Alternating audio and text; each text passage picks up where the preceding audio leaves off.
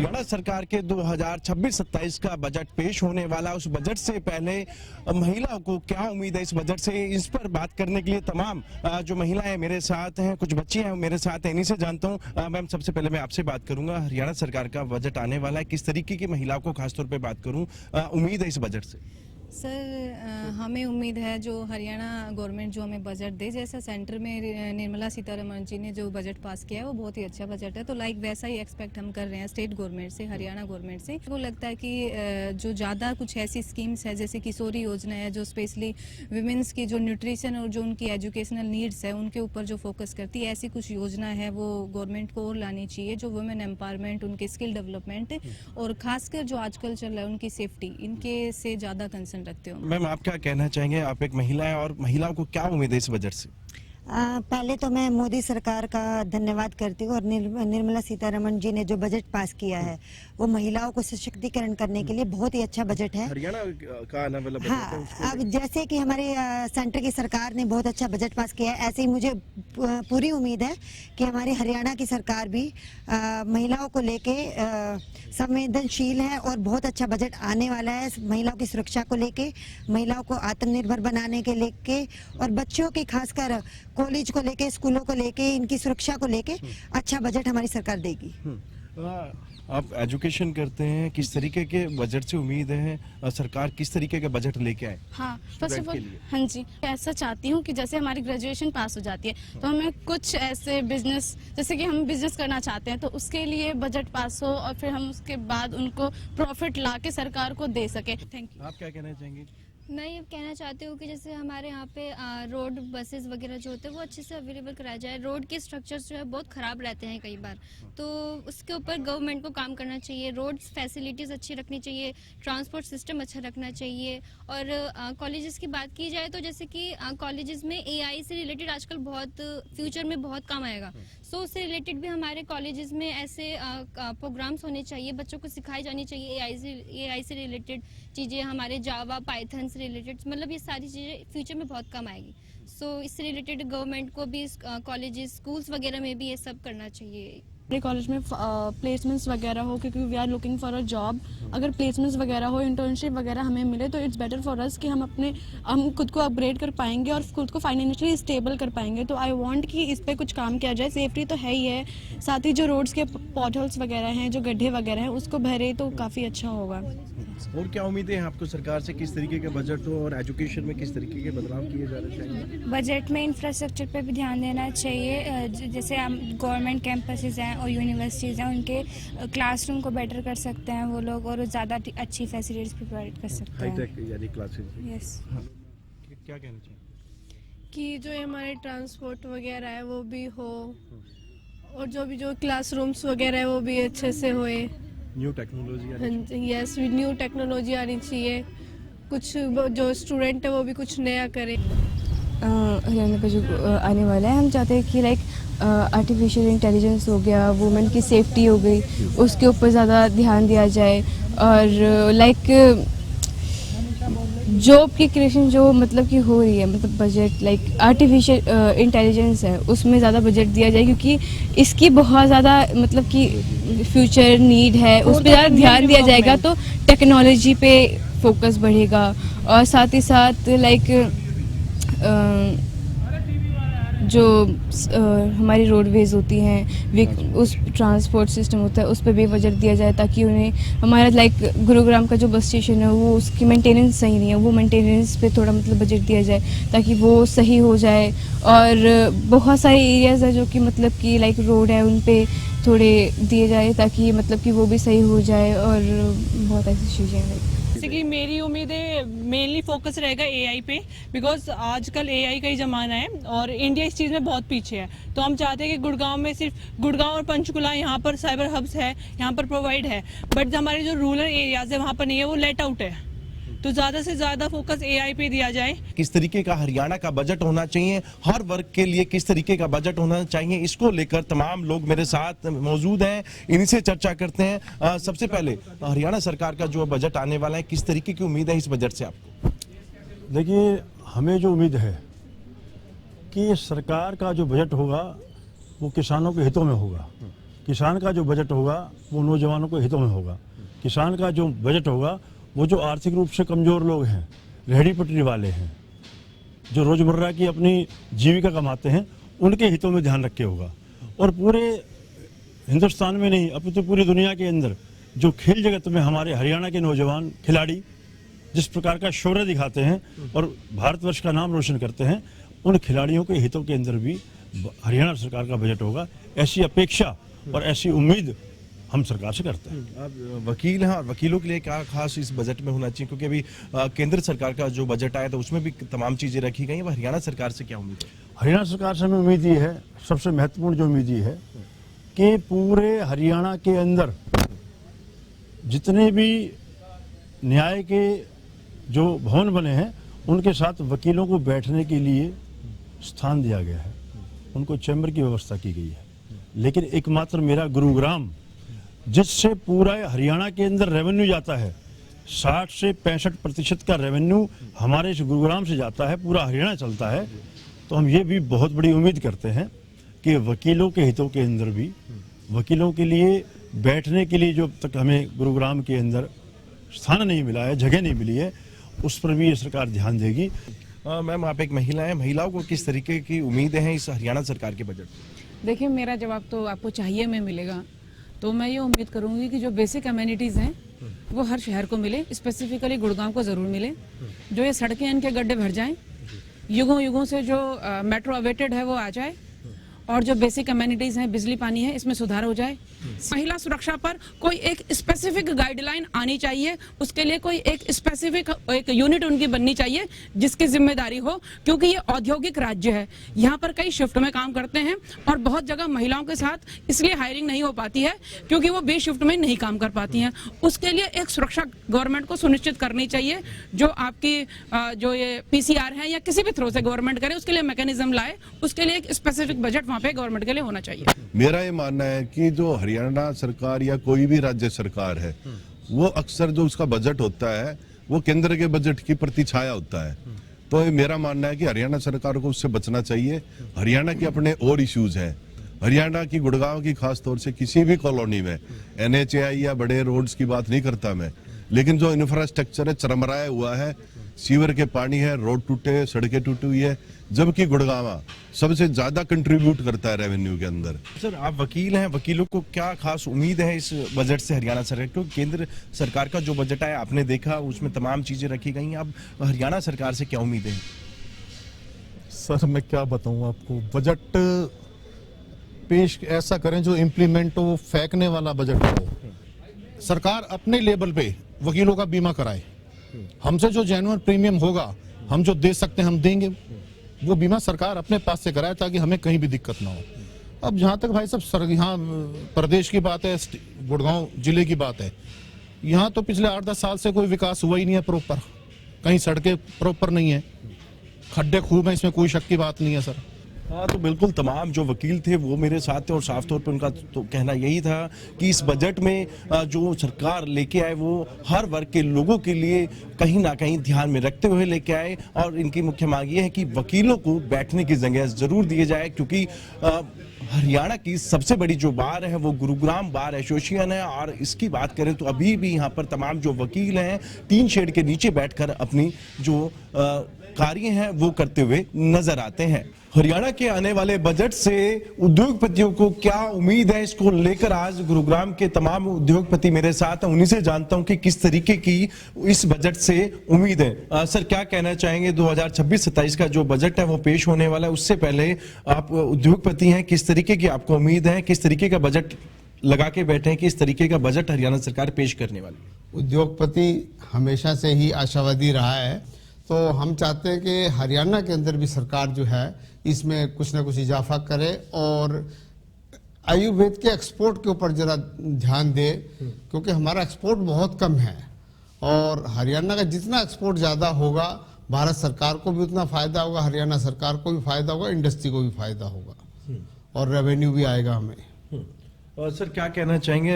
हरियाणा के मुख्यमंत्री हर जिले में जाकर लोगों के साथ संवाद कर रहे हैं, उनके सुझाव ले रहे हैं, क्या इसका असर भी इस बजट में देखने को मिलेगा कि लोगों की जो मुख्यमंत्री के समक्ष चीजें रखी गई हैं, क्या वो भी चीजें ऐड हो सकती हैं इस बजट में? देखिए, सबसे अहम बात यह है कि अभी सेंट्रल गवर्नमेंट ने भी बजट पेश किया है और जो बहुत ही ज़्यादा development focus plus future ready economy बनाने के लिए ध्यान रखते हुए बजट पेश किया है। हरियाणा के लिए अच्छी बात यह है कि मुख्यमंत्री जी लगातार लोगों से मिल रहे हैं, जानने की कोशिश कर रहे हैं कि किस तरह का काम करना चाहिए। तो सबसे पहले फोकस होना चाहिए, अगर हम इंडस्ट्री डेवलपमेंट की रियल में बात करते हैं तो हमें इंडस्ट्री का जो टोटल इकोसिस्टम है उस पर काम करना होगा। उसमें एक महत्वपूर्ण बात यह है कि जितने भी इंडस्ट्रियल एरिया में लैंड जो हम ऑक्शन के थ्रू दे रहे हैं वो बहुत महंगी हो जाती है। कहीं पर भी लैंड अगर हम बात करें गुड़गांव के आसपास में वो 1 लाख रुपए गज से भी ज़्यादा हो जाती है। उस भाव पे लैंड लेकर के इंडस्ट्री लगाना और उसको चलाना किसी भी तरह से कमर्शियली वायबल नहीं है। दूसरा, जितने इंडस्ट्रियल एरिया हैं वहाँ पर जो मूलभूत चीज़ें हैं, सबसे ज़्यादा जलभराव की समस्याएं हैं, वहाँ पर सड़क कनेक्टिविटी की है, पब्लिक ट्रांसपोर्ट की है, उन सब पर इंटीग्रेटेड ढंग से काम करना पड़ेगा। और डिफरेंट इंडस्ट्रियल बेल्ट जितनी भी है, अगर हम बात करें सेक्टर 37 जैसे एरिया है गुड़गांव में, मानेसर है, उनमें बहुत अच्छी कनेक्टिविटी बनानी पड़ेगी ताकि लॉजिस्टिक अच्छी हो, प्लस जिसके हम सप्लायर हैं उनको मटेरियल हम टाइम से दे पाएं। और जितने भी हमारे इंडस्ट्री वाले को अगर आप देखोगे, एमएसएमई सेक्टर को पर्टिकुलरली, वो बहुत इफिशिएंट तरीके से काम करते हैं। लेकिन जहां इंफ्रास्ट्रक्चर एडिक्वेट नहीं होता, उन सब की इफिशिएंसी वहां पर बाधित होती है। तो मेरा तो यही आग्रह रहेगा कि इस बजट में सरकार सबसे ज़्यादा फोकस करे, ज़्यादा से ज़्यादा इंडस्ट्रियल लैंड ठीक प्राइस पर उपलब्ध कराने पर। दूसरा, जो हमारा इलेक्ट्रिकल इंफ्रास्ट्रक्चर है, जो रोड इंफ्रास्ट्रक्चर है, जो हमारी कनेक्टिविटी है, उस पर सरकार काम करे। सर, आप क्या कहना चाहेंगे, किस तरीके की व्यवस्था इस बजट के अंदर आप देखते हैं? और क्योंकि उद्योगपति हैं, कहीं ना कहीं वो चाहे प्रदेश हो या देश हो, उसकी कहीं ना कहीं रीढ़ की हड्डी का काम करती हैं। हर एक तमाम चीज़ों को कनेक्टिविटी भी एक महत्वपूर्ण विषय है, जिस तरीके से अभी सर ने अभी जिक्र किया। देखिए, अभी जो हमारा बजट पेश हुआ, जिसके अंदर बहुत सारे सकारात्मक नज़रिया और पॉइंट्स देखने को मिले। 10,000 करोड़ का एक एसएमई ग्रोथ फंड निकाला गया, 2,000 करोड़ का एक आत्मनिर्भर सेल्फ रिलायंट फंड निकाला गया। हमारा एक बड़ा सिंपल पर्सपेक्टिव है, इंडस्ट्रियलिस्ट आपसे बहुत बड़ी मांग नहीं करता। जैसे अभी गुप्ता जी ने बताया, इंडस्ट्रियलिस्ट की एक बेसिक मांग है। हरियाणा में किस तरीके की उम्मीदें हैं? उम्मीद ये है कि अगर आज आप जो हमारा सेंट्रल बजट के पॉइंट ऑफ व्यू से अगर हम उसके अंदर बेसिक पॉइंटर्स को भी ला पाए, हमारी आज की जरूरतें क्या है, स्किल डेवलपमेंट। आज हमारे पास लोग नहीं है, गवर्नमेंट के पास पैसा होता है आउटरीच करने के लिए, अवेयरनेस करने के लिए। आज ट्रेड स्कीम के साथ आप सेंट्रल प्रोक्योरमेंट को मिला कि चलो एमएसएमई को बढ़ावा दें, पर बढ़ावा देने के लिए लोगों को अवेयरनेस नहीं है। तो आज जो इंडस्ट्रियल बॉडी काम करती है, अभी पीछे स्टेक होल्डर आप हमें मानते हो, हम एक बड़ी इकाई है, आज इतनी बड़ी इंडस्ट्रियल बॉडी चला रहे हैं। आप इंडस्ट्रियल बॉडी को एम्पावर करें, उनके लिए बजट में एक स्पेशल प्रावधान हो। वरना तो आप डेली बोलते आ रहे हैं, जो चलता आ रहा है उसी में 19, 20, 21 हो जाता है। बजट अब इंडस्ट्री है, ग्रो करनी है तो वो सकारात्मक तरीके से बढ़ेगा। लेकिन अगर आप इंडस्ट्रियल एसोसिएशंस को एम्पावर करेंगे तो उससे आपका फायदा यह है कि आज इंडस्ट्री को जो आपके विजन है वो नीचे तक पहुंच पाएगा, इंडस्ट्री ग्रो कर पाएगी। और यही आज की नीड है। बहुत बड़ी घोषणाओं की हमें उम्मीद नहीं है, बस जो करें उसको धरातल पर लेकर आए। सर, मुख्यमंत्री लगातार जनता के बीच जा रहे हैं, संवाद कर रहे हैं कि बजट बेहतर हो सके, हर वर्ग का उसमें ध्यान रखा जा सके। आपको क्या उम्मीद है कि इस बजट में किस तरीके का बजट ये होने वाला है और आप लोगों को फायदा होगा? देखिए संजय जी, अगर हम उद्योगों की बात करें तो उद्योगों का देश और प्रदेश के विकास में बहुत बड़ा योगदान होता है। मेरी सरकार से यही एक गुजारिश है कि वो उद्योगों को हर संभव बेसिक सुविधाएं दें। हाँ, तो बिल्कुल तमाम जो उद्योगपति हैं उनको इस आने वाले बजट से काफी उम्मीदें जरूर हैं। सर, क्या कहना चाह रहे हैं?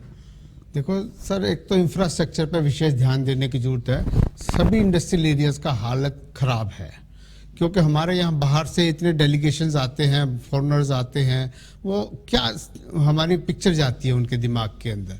दूसरा, क्या सोचते हैं वो हमारी इंडस्ट्री के बारे में। तो सारे फुटपाथ टूटे हुए हैं, जगह जगह वाटर लॉगिंग हो रही है और सड़कों की हालत ख़राब है, कनेक्टिविटी ठीक नहीं है। तो इन चीज़ों पे विशेष ध्यान देने की ज़रूरत है, इंफ्रास्ट्रक्चर पे, और वो धरातल पे नज़र आनी चाहिए चीज़ें।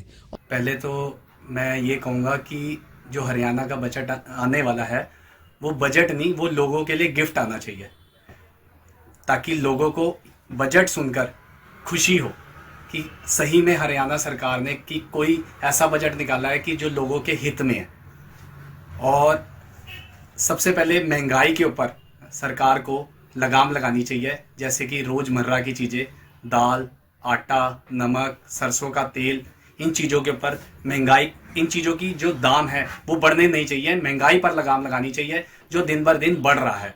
सबसे पहले सरकार को इस बारे में सोचना चाहिए और इसको देखते हुए बजट को निकालना चाहिए। प्राइवेट स्कूलों की स्थिति आज ऐसी है कि अगर एक फैमिली में 2 बच्चे हैं और उन दोनों बच्चों को पढ़ाया जाए प्राइवेट स्कूल के अंदर, तो हस्बैंड और वाइफ दोनों को काम करना पड़ रहा है निकलकर घर से बाहर। नहीं तो आज से कुछ टाइम पहले हस्बैंड अकेला 2 बच्चे पढ़ा सकता था, लेकिन आज वो स्थिति नहीं है। हस्बैंड वाइफ दोनों निकलते हैं, दोनों वर्किंग हैं, तब जाके 2 बच्चों की पढ़ाई को वो पढ़ा पा रहे हैं। और अगर प्राइवेट स्कूलों की बजाय सरकारी स्कूलों को देखा जाए तो सरकार को सरकारी स्कूलों के बारे में सोचना चाहिए कि सरकारी स्कूल की जो स्थिति है वो अच्छी करनी चाहिए। इंफ्रास्ट्रक्चर और जो उनका अंदर बेंचेस हैं, जो अंदर टीचर्स हैं या जो स्टाफ है, वो अच्छा करना चाहिए, ताकि लोग जो मिडिल क्लास है या लोअर मिडिल क्लास है उनके पास एक ऑप्शन आ जाए कि वो अपने बच्चों को प्राइवेट स्कूल के अलावा सरकारी स्कूल में भी डाल सके। और सबसे बड़ी मेन चीज़ है कि सरकारी स्कूलों में एयर कंडीशन होना चाहिए। सिलेंडर देख लो कितना महंगा हो रहा है, कहाँ से खरीदे। और शिक्षा की बात कर रहे हो, ये प्राइवेट स्कूलों ने इतनी फीस बढ़ा रखी है कि बच्चों को कैसे पढ़ाए। अगर छोटे स्कूल में भी डालें तो कम से कम 10-10 हज़ार रुपये फीस है। इनको बंद करवाओ या इनकी फीस कम कराओ, ये क्यों नहीं बंद कराते। आटा देखो कितना महंगा हो गया, कभी हमने सुना नहीं था आज तक इतना महंगा हो जाएगा। तेल इतना महंगा है सर, ये घी इतना महंगा है। हरियाणा का बजट आने वाला है, कैसा बजट चाहते हैं? जो गरीब तबका है, और जैसे दालें, नमक, चीनी बहुत ही ज़्यादा महंगी हुई जा रही हैं दिन पर दिन। दालें होगी और चीज़ें होगी, नमक हो गया, चीनी हो गई है। सरकार को इसके ऊपर लगाम लगानी चाहिए। और जो मीडियम फैमिली है वो बहुत ज़्यादा खर्चा नहीं उठा सकती, इसका जितना भी सामान है वो कम से कम सस्ता होना चाहिए।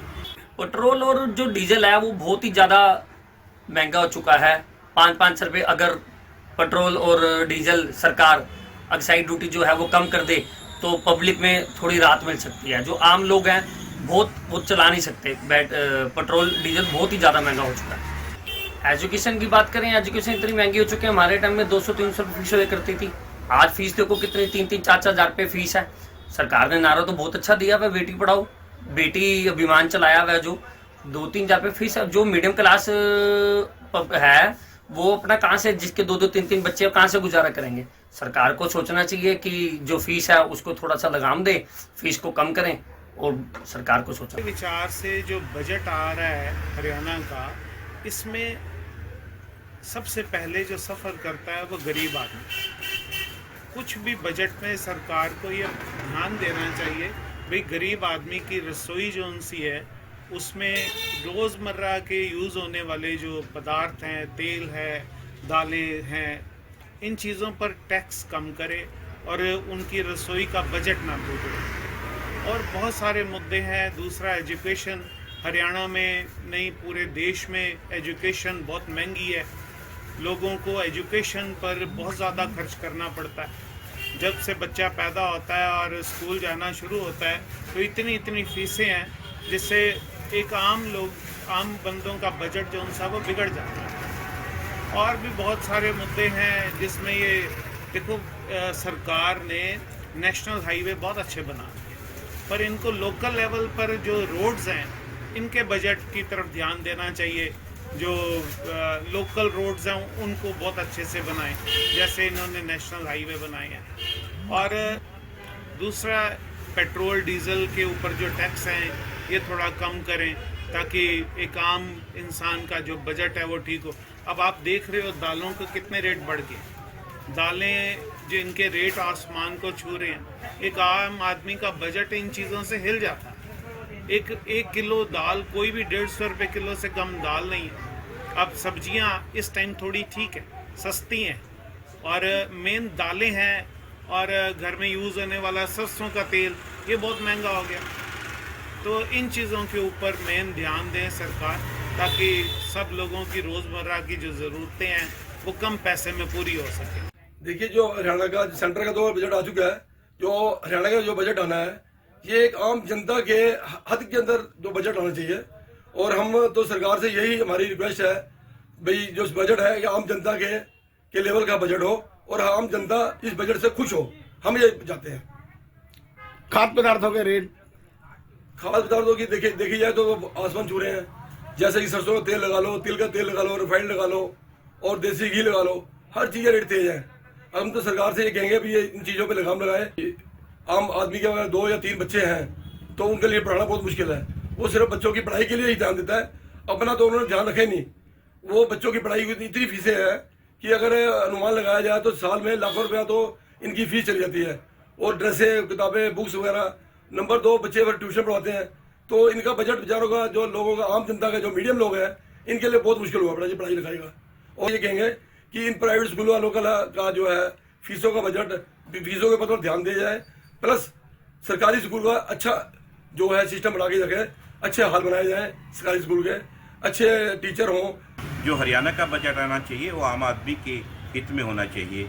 मिडिल क्लास एक ऐसी क्लास है जो कि वोट भी देती है मगर बजट जो है उसके अनुरूप नहीं आ पाता। मैं ये चाहूँगा, सरकार से निवेदन करूँगा कि वो मिडिल क्लास का विशेष तौर पर ध्यान रखे। मिडिल क्लास एक ऐसी क्लास है ना जो अपर में है, जो ना लोअर में है, ना उसे किसी सुविधा का फ़ायदा मिलता है और ना ही उसे सरकार को टैक्स देना ही पड़ता है।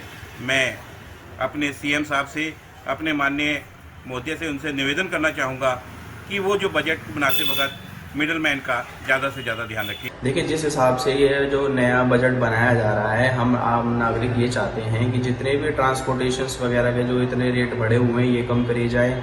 जितने भी दाल, चीनी, चावल वगैरह है इन पे रेट बढ़े हुए हैं ये कम करे जाए।